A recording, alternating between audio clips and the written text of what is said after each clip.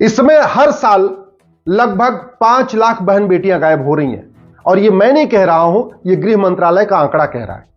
अभी लेटेस्ट कोई आंकड़ा आया नहीं पार्लियामेंट में, लेकिन अगर आप गूगल करेंगे और उसमें लिखेंगे 3 लाख में 13 लाख लड़कियां और महिलाएं गायब, तो आपको बाकायदा पूरी रिपोर्ट मिलेगी। बहुत सारे अखबारों ने उसको छापा है, और यह रिपोर्ट है 2019 से और 21 के बीच में।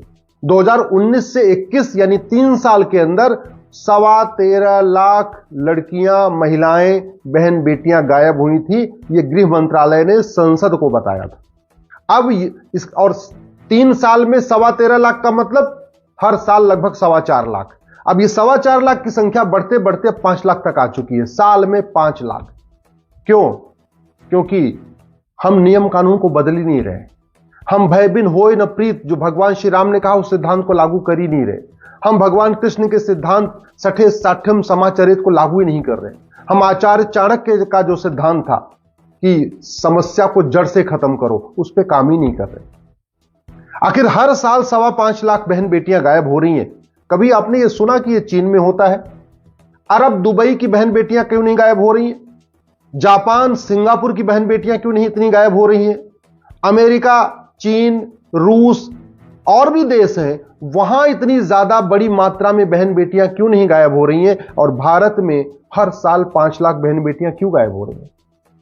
मैं अब इसमें कम्युनल एंगल नहीं देना चाहता। मैं कह रहा हूं बहन बेटियां, चलो 80% उसमें हिंदू हैं, या 85% हिंदू हैं, या 90% हिंदू हैं, जो भी है, लेकिन 5 लाख तो गायब हो रही है ना।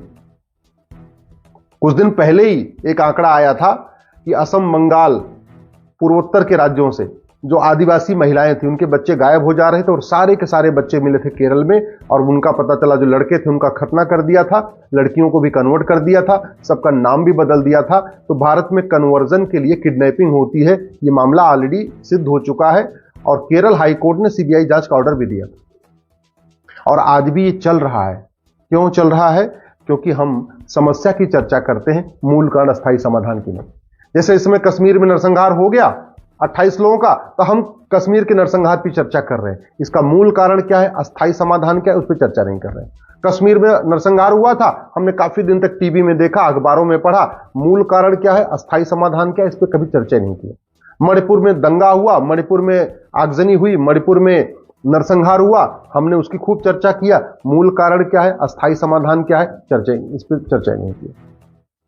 न संसद में मूल कारण अस्थायी समाधान पे चर्चा हो रही है, न इलेक्ट्रॉनिक मीडिया में मूल कारण अस्थायी समाधान पे चर्चा हो रही है, न अखबार मूल कारण अस्थायी समाधान को लिख रहे हैं, न सुप्रीम कोर्ट और हाई कोर्ट में मूल कारण अस्थायी समाधान पे चर्चा हो रही है। सुप्रीम कोर्ट, हाई कोर्ट में मैटर आए जा रहे हैं, उनका समाधान, उनको जमानत दे रहे हैं या जमानत नहीं दे रहे हैं, मूल कारण अस्थायी समाधान पे चर्चा नहीं कर रहे।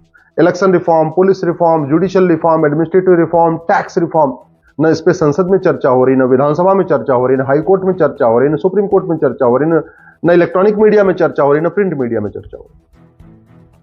भारत में इतनी चीजें मजहब मतलब नफरत बढ़ती जा रही है, हम हेट स्पीच को डिफाइन नहीं कर रहे।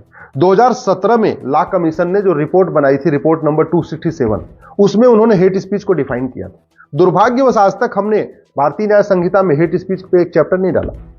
मैं गारंटी के साथ कहता हूं, इस भारतीय न्याय संहिता के बदले अमेरिका का फेडरल पिनल कोड लागू कर दिया जाए। ये मेरे एक हाथ में भारतीय न्याय संहिता है, दूसरे हाथ में अमेरिका का फेडरल पिनल कोड है। मैं गारंटी के साथ कहता हूं 50% अपराध कम हो जाएगा। ये जो हर साल 5 लाख बहन बेटियां गायब हो रही हैं, इस कानून के बदले ये नया फेडरल पिनल कोड लागू करते ही ये 5 लाख बहन बेटियों में से 50% कम हो जाएंगी, यानी 2.5 लाख बहन बेटियां गायब हो गई, ये केवल एक किताब बदलने से। और सबके हाथ में अमेरिका का आईफोन है, सबके हाथ में अमेरिका का आईपैड है, अमेरिका की घड़ी है, एप्पल की वॉच है, लेकिन अमेरिका का कानून लेने में हम बहुत हिचकते हैं। अमेरिका का सब कुछ चाहिए, अमेरिका घूमने जाएंगे, अमेरिका टहलने जाएंगे, अमेरिका की बात करेंगे, लेकिन अमेरिका का कानून लागू नहीं करेंगे। भारत को अगर सुरक्षित करना है तो सबसे पहले जुडिशियल रिफॉर्म करिए। सब भारत को सुरक्षित करना तो सबसे पहले पुलिस रिफॉर्म करिए। 1861 का पुलिस एक्ट आज तक चल रहा है, आज तक 1861 का ये पुलिस एक्ट चल रहा है। दुनिया कहां से कहां पहुंच गई, हमने आज तक पुलिस रिफॉर्म किया नहीं, पुलिस को स्वतंत्र और निष्पक्ष बनाया नहीं, पुलिस को आज तक हमारा थाना आज भी भ्रष्टाचार का अड्डा बना हुआ, आज भी जो है पुलिस सत्ता की गुलाम बनी। हमने पुलिस को स्वतंत्र निष्पक्ष कर बनाया नहीं कि हाँ पुलिस अपराधियों के ऊपर टूट पड़े, ऐसा हमने किया ही नहीं। एक पुलिस चार्टर लागू नहीं किया। पुलिस का इन्वेस्टिगेशन टाइम बाउंड होना चाहिए, हर हालत में 3 महीने के अंदर इन्वेस्टिगेशन होना चाहिए, ऐसा हमने सिस्टम बनाया नहीं। अगर पुलिस गलत जांच करे तो उसको कठोर दंड मिलना चाहिए, ऐसा हमने सिस्टम बनाया नहीं। तो झूठी शिकायतें भी हो रही हैं, झूठी एफआईआर भी हो रही है, झूठी जांच भी हो रही है, कोई फर्क ही नहीं पड़ता। और बाकी तो छोड़ो, झूठे हलफनामा भी हो जाते हैं, झूठी गवाही हो जाती है। क्यों? क्योंकि हमने झूठ को गंभीर अपराध नहीं घोषित किया। इतना सब कुछ हो गया, लेकिन हमने जुडिशियल चार्टर लागू नहीं किया कि सारे के सारे जजेज 1 साल के अंदर फैसला करें। 1 साल के अंदर डिस्ट्रिक्ट कोर्ट का फैसला, 1 साल के अंदर हाई कोर्ट का फैसला, 1 साल के अंदर सुप्रीम कोर्ट का फैसला। हमने किया ही नहीं, कानून बदला ही नहीं। आज तक हमने झूठ को गंभीर अपराध घोषित नहीं किया। झूठ पकड़ने के लिए नार्को पॉलीग्राफ ब्रेन मैपिंग कानून नहीं बनाया। 1872 का कानून जो एविडेंस एक्ट था उसको बदला गया। यह है भारतीय साक्ष्य संहिता 2023 अभी आया, लेकिन इसमें भी न झूठ गंभीर अपराध है, न झूठ को पकड़ने के लिए नार्को पॉलीग्राफ ब्रेन मैपिंग कानून की व्यवस्था है। अगर इतना हो जाए, हर जगह अगर अंडरटेकिंग लिया जाए, एफआईआर करते समय अगर लिखना पड़े कि मैं जो कुछ कह रहा हूं सत्य है और मुझे पता है झूठ बोलना गंभीर अपराध है, 10 से 20 साल की सजा होगी, झूठे एफआईआर बंद हो जाएंगे। अगर ये हो जाए झूठी गवाही के समय कि झूठी गवाही देना गंभीर अपराध है, मुझे पता है कि अगर मेरी गवाही झूठी हुई तो मुझे 10 से 20 साल की सजा होगी, झूठी गवाही कोई देगा नहीं। आधे मुकदमे ऐसे खत्म हो जाएंगे। हम न पुलिस रिफॉर्म पे चर्चा कर रहे हैं, ना हम इस नेशनल सिक्योरिटी एक्ट को बदल के इसमें राष्ट्र की सुरक्षा के लिए क्या क्या खतरे हैं इसको हम इसमें लिख नहीं रहे। अनलॉफुल एक्टिविटी एक्ट बना हुआ है, लेकिन हमने आज तक इसमें लिखा ही नहीं कि अनलॉफुल एक्टिविटी क्या क्या है, डिक्लेयर ही नहीं किया। राज्यों के पास ऑर्गेनाइज क्राइम से निपटने के लिए गुजकोका है, मकोका है, गैंगस्टर एक्ट है, लेकिन ऑर्गेनाइज क्या क्या ऑर्गेनाइज क्राइम कौन कौन सा है इसकी हमने लिस्ट ही नहीं बनाई। नागरिकता कानून इतना सड़ा हुआ है कि आज तक किसी आतंकवादी, जिहादी, उन्मादी की नागरिकता ही नहीं, किसी बलात्कारी की, किसी किडनैपर की नागरिकता गई नहीं। रिप्रेजेंटेशन ऑफ पीपल एक्ट इतना सड़ा हुआ है कि एक पंजाब का अलगाववादी और एक कश्मीर का अलगाववादी सांसद बन गया। 1950-51 का कानून है, अंग्रेजों का कॉपी पेस्ट किया हुआ है। इलेक्शन रिफॉर्म हमने किया नहीं, इलेक्शन रिफॉर्म किया नहीं, पुलिस रिफॉर्म किया नहीं, जुडिशियल रिफॉर्म किया नहीं। आज भी मजहबी नफरत बढ़ती जा रही है, फिर भी हम माइनॉरिटी मेजॉरिटी के लेकर ढो रहे। क्यों नहीं अल्पसंख्यक बहुसंख्यक खत्म करते? अगर अल्पसंख्यक बहुसंख्यक खत्म नहीं करना तो कम से कम अल्पसंख्यक को डिफाइन तो कर सकते हैं कि भैया 1 लाख वाला अल्पसंख्यक कहलाएगा भारत में, या 5 लाख वाला अल्पसंख्यक कहलाएगा, या 10 लाख वाला अल्पसंख्यक कहलाएगा, 50 लाख वाला अल्पसंख्यक कहलाएगा। करोड़ों की संख्या अल्पसंख्यक तो नहीं हो सकती ना। अल्पसंख्यक का मतलब अल्प, बहुत थोड़ा, कहते नहीं, जिसका कोई वजूद ही ना हो, जिसका कोई सामाजिक वजूद ना हो, जिसका कोई आर्थिक वजूद ना हो, जिसका कोई राजनीतिक वजूद ना हो, उसको कहते हैं माइनॉरिटी, उसको कहते हैं अल्पसंख्यक। करोड़ों की जनसंख्या अल्पसंख्यक नहीं कहलाती है, लेकिन हम माइनॉरिटी कमीशन बना के बैठे हैं, माइनॉरिटी अफेयर मिनिस्ट्री बना के बैठे हुए और सब कुछ चल रहा है। मजहब के आधार पर देश का विभाजन हो चुका है। संविधान कहता है मजहब के आधार पर न बोर्ड होगा, न मजहब के आधार पर ट्रिब्यूनल होगा, न मजहब के आधार पर आयोग होगा, न मजहब के आधार पर मंत्रालय होगा, न मजहब के आधार पर लोन होगा, न मजहब के आधार पर वजीफा होगा, न मजहब के आधार पर स्कूल होगा, न मजहब के आधार पर कॉलेज होगा। लेकिन संविधान जो नहीं कहता वो सारे काम हो रहे हैं और संविधान की शपथ लेके हो रहा है। इससे बड़ा फ्रॉड और क्या हो सकता है? इससे बड़ा धोखा और क्या हो सकता है? राइट टू एजुकेशन एक्ट को हम बदल ही नहीं रहे। क्यों नहीं राइट टू एजुकेशन एक्ट को इसमें इक्वल शब्द जोड़ के राइट टू इक्वल एजुकेशन कर देते हैं, समान शिक्षा लागू कर देते हैं, भाई 10वीं तक सब लोग एक समान शिक्षा लें। सवाल यह है, हमारे पड़ोस में पाकिस्तान है और चीन के पड़ोस में भी पाकिस्तान है।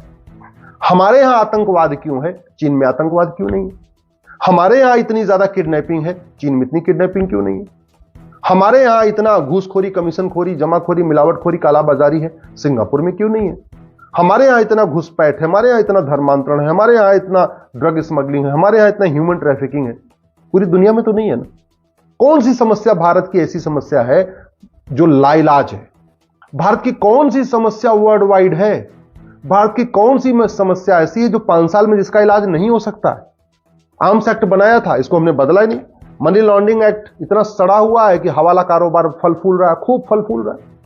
ये जितने आतंकवादी, जिहादी, उन्मादी होते हैं, या जितने धर्मांतरण कराने वाले होते हैं, या जितने किडनैपिंग करने वाले हैं, ये जो हर साल 5 लाख लड़कियां गायब हो रही हैं, अंत में बिक रही हैं ना, तो ये जो लड़कियों को किडनैपिंग वाला कारोबार चलता है वो बैंक में थोड़ी चलता है, ऑनलाइन पैसा थोड़ी आता है, कैश में चलता है।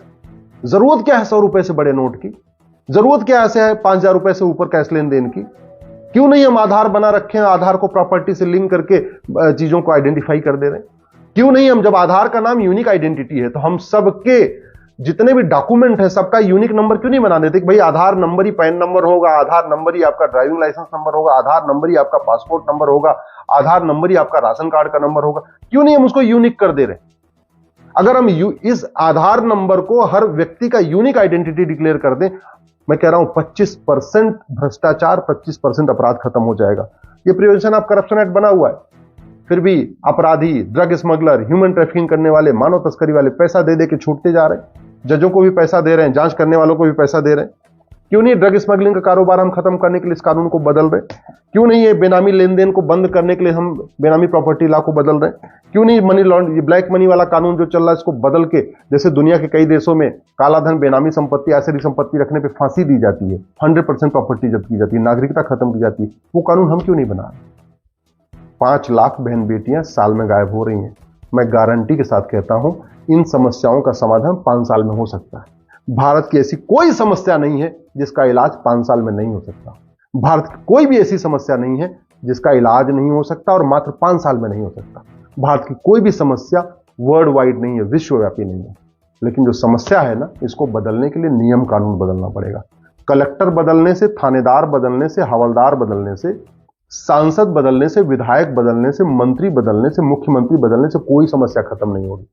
और मैं कह रहा हूं भारत की 80% समस्याएं मात्र 5 साल में ठीक हो सकती हैं, कानून मंत्रालय अपना ढंग से काम करे तो। कानून मंत्रालय ढंग से काम नहीं कर रहा है, इसलिए सारी समस्याएं हैं। इसलिए मैं आपसे आग्रह कर रहा हूं, दल गुलामी छोड़िए, पार्टियों की गुलामी छोड़िए, कानून बदलने की मांग करिए।